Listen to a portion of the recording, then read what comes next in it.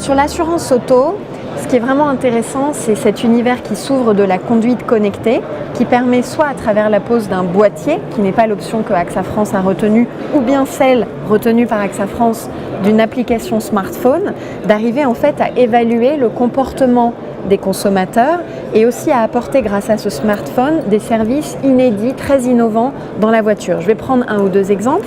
Si aujourd'hui vous avez l'application AXA Drive dans votre voiture, vous allez à l'issue de votre trajet avoir la restitution de votre score de conduite qui analyse la manière dont vous avez géré le freinage, l'accélération, le comportement dans les tournants. Et tout ceci vous permet derrière d'avoir des conseils personnalisés pour améliorer votre profil de conduite.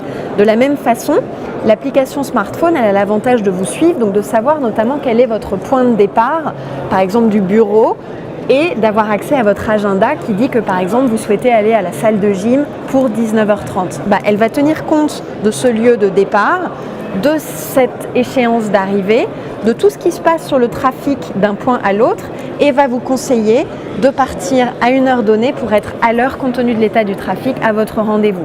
Donc on peut comme ça étendre le champ des services proposés par les assureurs et arriver à une logique finalement de mieux vivre au quotidien à travers ces services innovants. Aujourd'hui, finalement, on s'aperçoit que sur le marché, il y a deux grands types de solutions dans la voiture connectée. Il y a les assureurs qui fonctionnent à partir de boîtiers.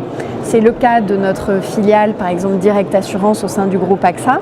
Et ceux qui, comme AXA France l'a choisi, fonctionnent exclusivement à partir des smartphones qui, à base d'applications mobiles connectées à des serveurs de télématique service provider, permettent de collecter la data et d'arriver à restituer du service par ce biais du smartphone.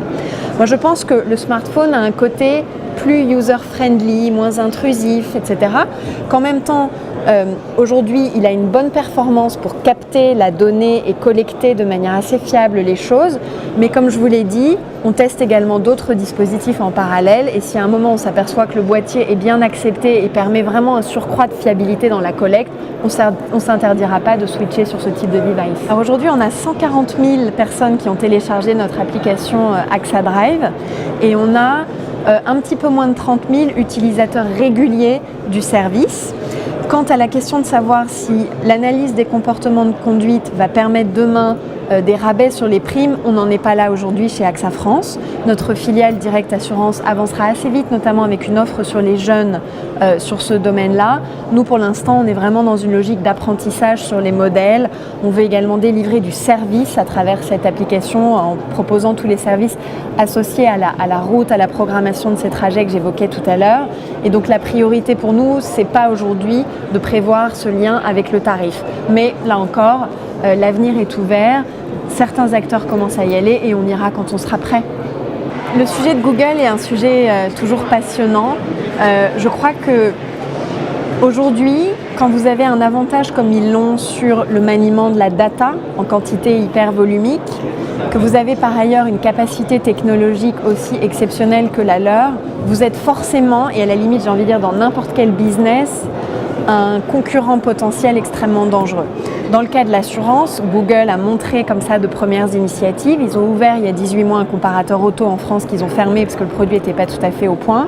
Aujourd'hui, ils ouvrent ça de nouveau aux États-Unis. Donc clairement, leur intention est là. Il faudra s'adapter. Et j'ai envie de dire, nous, au quotidien, on a vraiment conscience de l'émergence de concurrents d'un type nouveau et on sait très bien que nos concurrents de demain ne sont pas nos concurrents d'hier, ne sont pas nos concurrents d'aujourd'hui. Donc beaucoup d'humilité par rapport à ça, un certain sentiment d'urgence pour continuer nous à améliorer la qualité de nos offres, de nos services, de nos technologies pour être vraiment encore un acteur de premier plan demain.